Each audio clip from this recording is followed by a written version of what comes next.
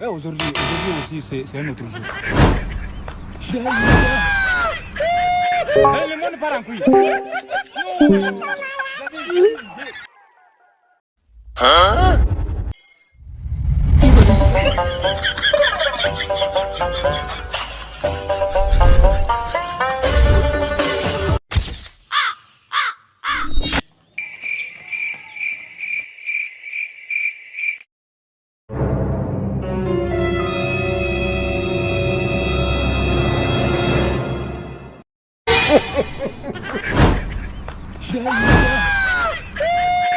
Le monde part en couille.